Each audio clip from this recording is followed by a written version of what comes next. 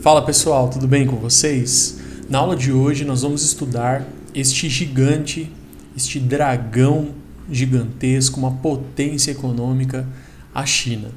Então eu vou fazer uma aula bem didática, utilizando bastante a lousa, e eu aconselho que você copie as informações em seu caderno e que também vá até os sites que eu vou citar para referência, para que tenha um aprofundamento do assunto. Combinado?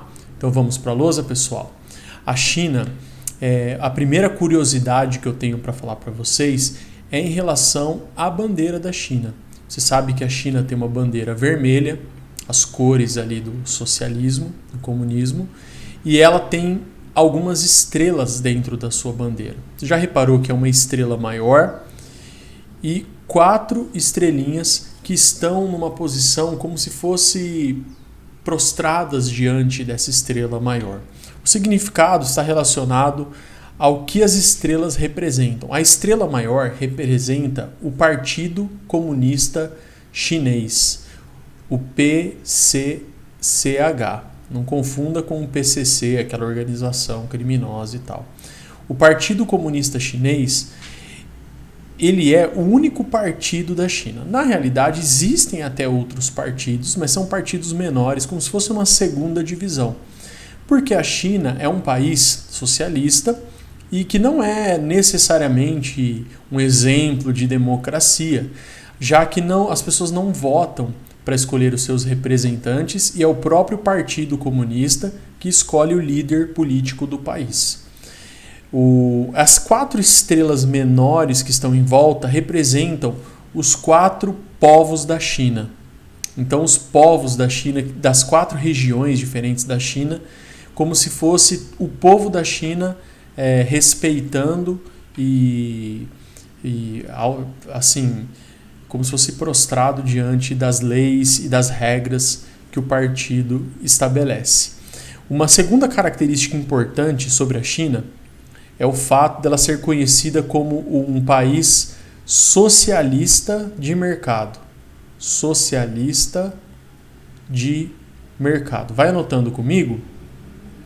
Isso significa que é um país socialista em termos de política. Então, para o povo ele é socialista, o governo é socialista, o controle estatal ele é muito grande na China, apesar de existirem também empresas privadas. Porém, a estratégia da China em relação ao comércio, em relação à produção industrial, ela é totalmente capitalista. Por isso que já foi chamado de um país, 2 sistemas. As modernizações que ocorreram na China, principalmente na década de 60, 70, elas abriram a China para que algumas empresas internacionais se instalassem em seu território. E esse é um terceiro ponto importante que costuma cair no vestibular sobre a China. As ZEEs, as Zonas Econômicas Especiais, são áreas criadas dentro do território chinês, em vários lugares aqui dentro do território chinês, que tinham condições perfeitas para atrair empresas, indústrias internacionais.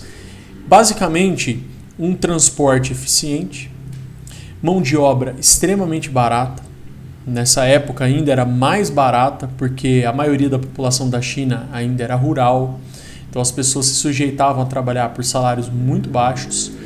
Outra coisa, facilidade de acesso ao mar, relacionado à infraestrutura também, para favorecer, tanto para trazer pedaços de peças e tecnologias que eram utilizadas na montagem, mas também para exportar os produtos, já que a ideia da China, a princípio, era funcionar como uma plataforma de exportação. As indústrias se instalavam ali, produziam, mas o objetivo era exportar isso, mandar para os países que eram os grandes consumidores. Na época, a China, apesar do número de pessoas, ela não era um dos grandes consumidores mundiais.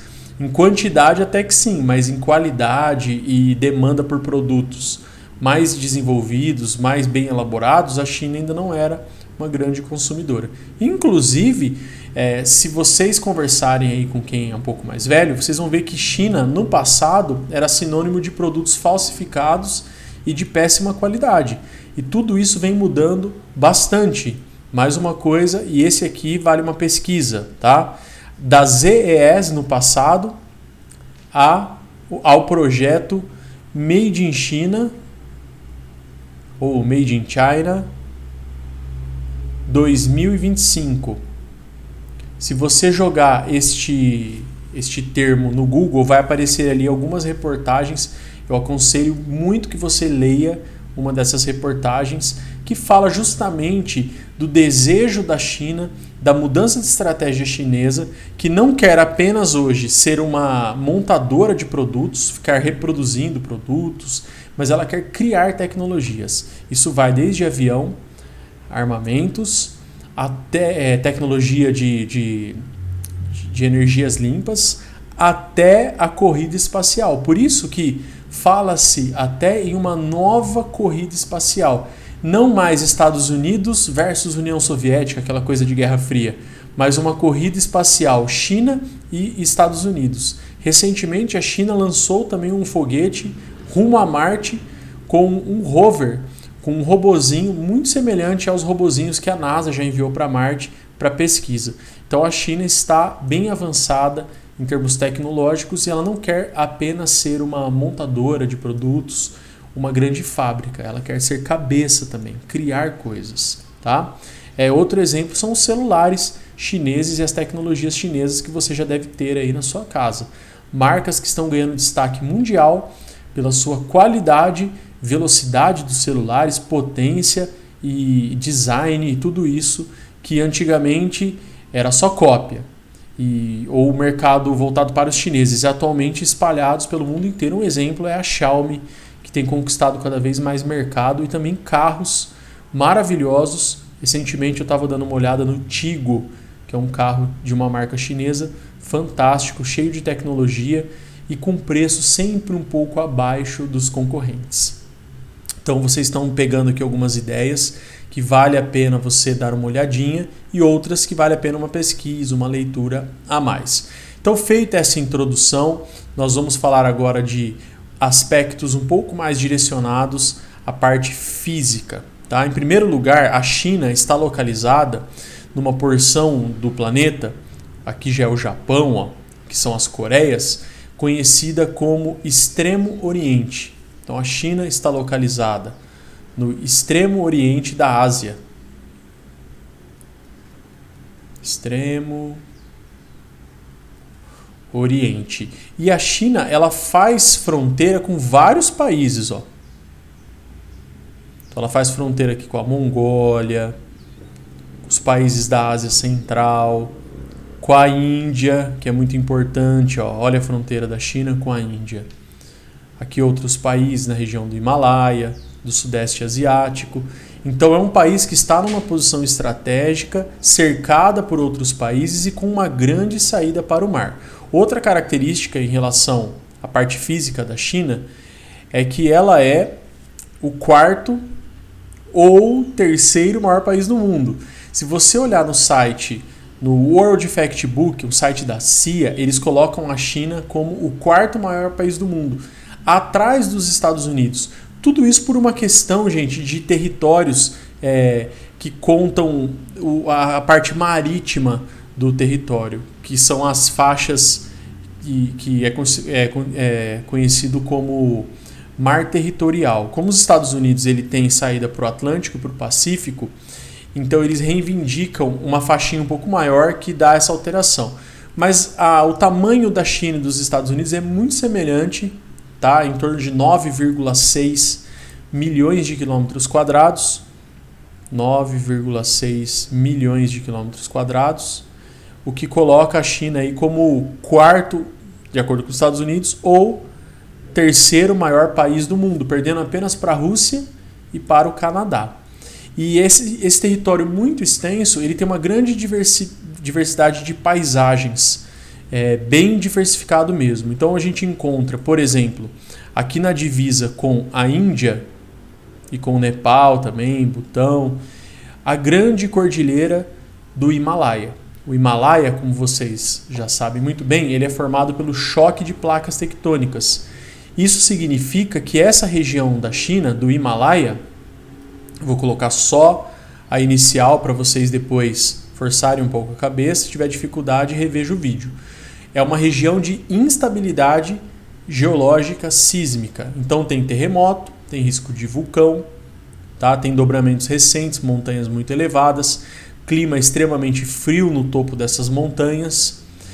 E é aqui, depois do Himalaia, já vem uma região de planalto, que é essa parte toda aqui, gente, ó, que é o planalto do Tibete. Então toda essa área aqui, que eu vou colocar aqui a letra T, ó, Tibete, é uma área que tem elevações acima de 2.000, 3.000 metros de altitude, é uma área de planalto, uma área muito extensa e é uma área extremamente seca. Então você já vai entendendo como que é o clima e como também é o relevo desta região da China. Então climas frios, secos. É seco também porque a umidade ela não consegue ultrapassar a montanha. Tem aquele lance das chuvas de monções na Índia.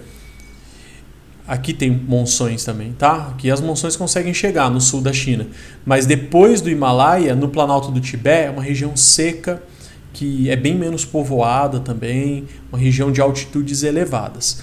Mas tem a parte estratégica dela, é muito importante, principalmente porque no Tibete tem as nascentes de 2 rios que são os principais rios chineses. Este rio aqui, mais ou menos o traçado dele, tá, gente?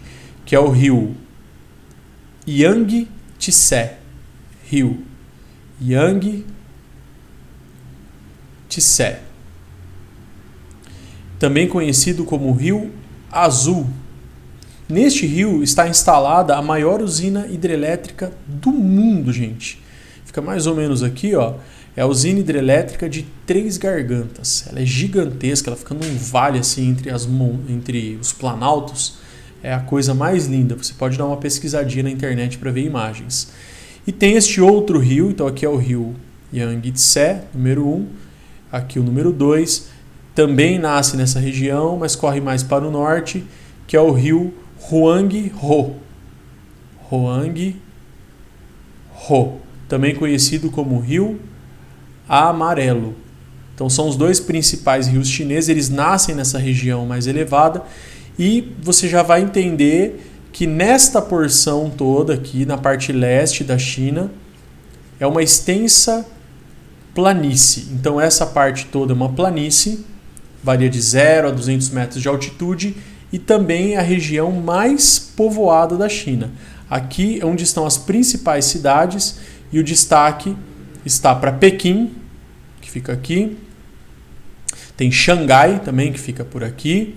E mais ao sul aqui nós temos a cidade de Guangzhou, que ficou em evidência aí quando falou-se do início da pandemia e tudo mais, cidade gigantesca.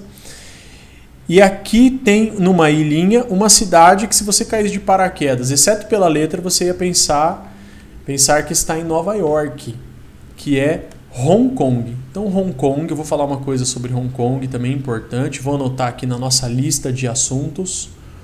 Hong Kong. Hong Kong até 1997 estava sob domínio do Reino Unido.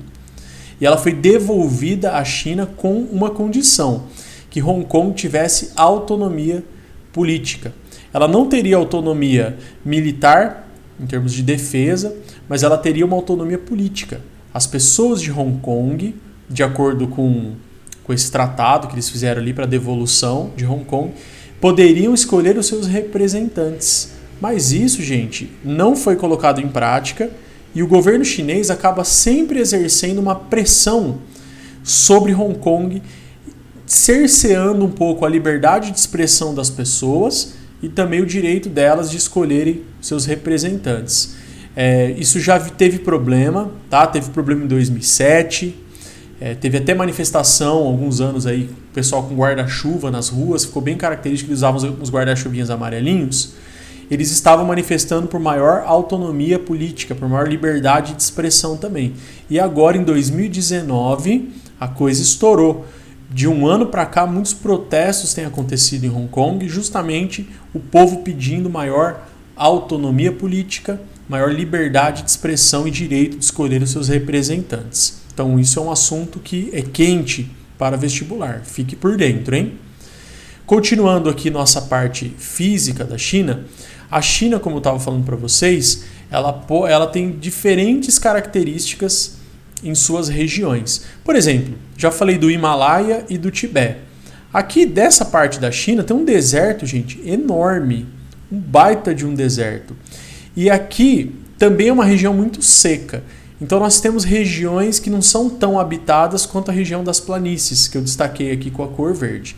Por exemplo, aqui tem a Mongólia interior, uma região que não é muito habitada, tá? Fica próxima. A muralha da China, por exemplo, ela foi construída mais na região norte aqui da China, tá? No passado ela tinha o objetivo de frear o avanço dos impérios ali, principalmente do Império Mongol, para conter assim, a passagem deles, que eram muito ferozes, tinham cavalos e tudo mais.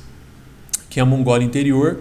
E aqui é uma região que chama Xinjiang, ou Xinjiang. Então, Himalaia, Tibete, Xinjiang, Mongólia interior. E esta região aqui, essa cabeça aqui da China, chama Manchúria. É muito fácil você encontrar estes nomes na internet, se você tiver dúvida. Também na sua apostila, com certeza tem. Então, Manchúria, Mongólia interior, Xinjiang, Himalaia e Tibete.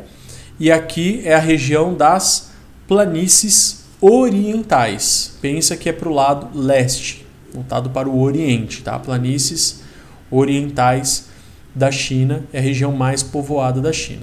A segunda região mais povoada é a região da Manchúria. Olha só o que eu vou falar que é importante, tá? A Manchúria é uma região que tem alguns planaltos que são ricos em ferro e por isso é uma região que tem muitas siderúrgicas, indústrias, a região da Manchúria. São recursos naturais importantes relacionados às siderúrgicas. Mas nada se compara à região das planícies orientais, onde está concentrada 80% da população chinesa, onde a renda per capita é 10 vezes maior do que essa outra China. Aqui a gente está falando praticamente de duas Chinas, gente. A China moderna e uma China antiga, mas também com sua importância estratégica. Então, aqui a renda per capita é maior, a qualidade de vida é melhor, os salários estão melhorando nessa região. Então, uma coisa que tem acontecido no mundo, também acontece na China, um movimento de indústrias irem para o interior em busca cada vez de mão de obra mais barata, ou até mesmo indústrias chinesas se instalando em outros países. Pessoal, já indo aqui para a parte do fechamento, a gente já falou um pouco sobre os aspectos físicos. Vamos falar da pirâmide etária chinesa e de uma condição muito interessante e única no que se trata de crescimento populacional. A China hoje ela já tem 1,35 ou 1,4 bilhões de habitantes. Eu vou até colocar aqui 1,3 para ser mais moderado aqui na hora da gente fazer a análise, tá? Mas provavelmente já deve estar próximo de 1,38, 1,4 bilhões de habitantes. Isso significa que a China é um país muito populoso. E também, apesar do seu território ser imenso, se você dividir 1,35 bilhão de habitantes pela área, vai dar uns 100 e tantos habitantes por quilômetro quadrado. Isso quer dizer que a China, além de ser populosa, ela é povoada. Porém, a população é mal distribuída, como eu já falei várias vezes aqui ao longo do vídeo. Concentra-se principalmente aqui na região do litoral. População mal distribuída, tem alguns vazios demográficos, desertos, e a população chinesa também tem até particularidades. Aqui na região do Xinjiang, tem um povo que mora mais ou menos aqui, chamado Uigur. Se você olhar ali dá uma pesquisadinha, eu vou colocar na lista aqui amarelinha, tá? Os uigures. Uiguristão. Eles reivindicam a formação de um novo país, só que a China é muito dura em relação a isso. Ela reprime bastante a religião. Os uigures, eles são muito mais parecidos com os povos aqui da Ásia Central. Até a religião ela é muçulmana, mas os templos, as mesquitas, elas são destruídas pelo governo chinês e eles mantêm soldados nessas regiões justamente para evitar qualquer tipo de manifestação por independência desse povo que se considera uma minoria étnica em relação à maioria dos chineses. Eu estava dizendo sobre o crescimento da população chinesa. A China estava crescendo demais. Entre a década de 60 e 70, isso se transformou em uma preocupação. Então, o governo chinês ele criou uma lei conhecida como política do filho único. Você já deve ter ouvido falar, né? Cada casal poderia ter apenas um filho nas zonas urbanas. Nas zonas rurais, poderia até ter 2 filhos, mas na zona urbana, apenas um filho. Isso foi obrigatório, isso gerou um enorme desequilíbrio na população chinesa. Eu vou desenhar e mostrar aqui para vocês. A pirâmide da China, no passado, ela tinha esse formato, que é a base larga e o topo estreito. Então era assim a pirâmide da China no passado. Então nascia muito, a mortalidade ainda era elevada, a expectativa de vida não era alta, mas a população aumentava demais, porque as pessoas tinham muitos filhos. Quando teve a política do filho único, olha só o que aconteceu, hein? Então tem aqui a base da pirâmide. Rapidamente, a base da pirâmide começou a se estreitar. E atualmente a China, apesar de ser um país emergente, ela tem uma pirâmide etária muito mais parecida com países desenvolvidos do que com os países emergentes. É uma pirâmide já que mostra um envelhecimento da população. Isso significa que tem muitos idosos e está diminuindo muito a quantidade de jovens no país. Mas o que acontece, que é uma coisa muito diferente, é o fato da cultura interferir demais nessa história do filho único. Eu vou explicar para vocês o porquê. Na época, como podia ter apenas um filho, na China tem uma cultura de que o filho homem ele deve cuidar dos pais quando eles envelhecem, e a filha mulher, os pais têm que ajudar no casamento, dar um dote, ele pagar um valor para ajudar no casal e tudo mais. Então, quando tinha filha mulher, ou era rejeitada, abandonada, às vezes era até morta, porque os pais queriam ter um filho e de preferência queriam que este filho fosse homem. Acabou gerando um desequilíbrio, muito mais homens do que mulheres na população chinesa. Além disso, as mudanças ocorreram, a modernização veio e as chinesas, assim como acontece em todo o mundo, as mulheres estão cada vez mais inseridas no mercado de trabalho e casar não é mais uma prioridade para as chinesas. Os chineses, os homens, acabam encontrando bastante dificuldade em relação a isso. Uma característica bem curiosa. E sobre a política do filho único, nós estamos muito próximos de essa política ser colocada um ponto final. Ela já foi flexibilizada, vou marcar aqui para vocês lembrarem também de olhar, política do filho único. Ela já foi flexibilizada, mas ela não faz mais sentido na atualidade, mesmo porque começa a China a ter todos os problemas que um país envelhecido tem. Déficit na previdência, quer dizer, falta dinheiro para pagar os aposentados, e também a mão de obra começa a envelhecer cada vez mais. E uma das grandes características da China, que era atrair empresas por conta da mão de obra barata, porque tinha uma grande quantidade, ela começa já a ficar, começa a ser questionada. Inclusive outros países, principalmente do Sudeste Asiático, começam a ter uma mão de obra mais barata até do que na China. No caso, o Vietnã, por exemplo, o Laos, o Camboja, entre outros. Então, galera, só recapitulando, deixa eu dar uma olhadinha se não está faltando nada. Bom, é isso. Tá? Um resumo sobre a China, falei dos pontos mais importantes que costumam cair no vestibular. Fique atento às atualidades, fique por dentro. Recentemente teve uma guerra comercial China e Estados Unidos envolvendo o presidente Donald Trump, que queria colocar impostos em relação aos produtos chineses, e a China respondeu desvalorizando a sua moeda, que é o Yuan. É uma moeda que ela não flutua de acordo com o mercado. O câmbio dela não é flutuante, ele é fixo, o governo que determina. Então eles desvalorizaram a moeda e o produto chinês continuava ficando mais barato nos Estados Unidos. Tem o projeto que eu já falei para vocês e fiquem por dentro dessas questões geopolíticas. A China é uma grande potência e hoje ela já é, vou anotar aqui, ó, ela é o maior PIB do mundo. Isso não significa necessariamente que ela é a maior potência econômica mundial, mas ela está lutando para se transformar nesta grande potência mundial. Por outro lado, se ela é o primeiro no PIB, gente, o IDH, a última vez que eu olhei, ela estava lá na posição 90. Acho que foi o IDH de 2018, mais ou menos, 2018 ou até 2019. Então você vê que é desenvolvimento econômico que não necessariamente se transformou em desenvolvimento social. Bom, é isso. Se ficou faltando alguma coisa, se vocês lembraram de mais alguma coisa, por favor, deixe nos comentários do vídeo, porque assim todo mundo que estiver estudando consegue ver ali e aprender uma coisa nova. E também, se você puder, eu lanço uma tarefa para vocês, procure uma reportagem sobre qualquer um dos assuntos que estão aqui na lousa e deixe também aqui nos comentários o link dessa reportagem para que seus colegas possam clicar e aprender mais sobre este país. Como tarefa, procure exercícios no vestibular, de vestibular sobre a China, mas não fique com neura achando que tudo que caiu vai cair este ano. Tá? As coisas, elas são... A essência é importante. Às vezes os assuntos que caíram em 2014, 2013 estavam relacionados ao que aconteceu na época, em relação a atualidades. Valeu, pessoal. Espero que vocês tenham gostado dessa aula, desse formato aqui bem resumido.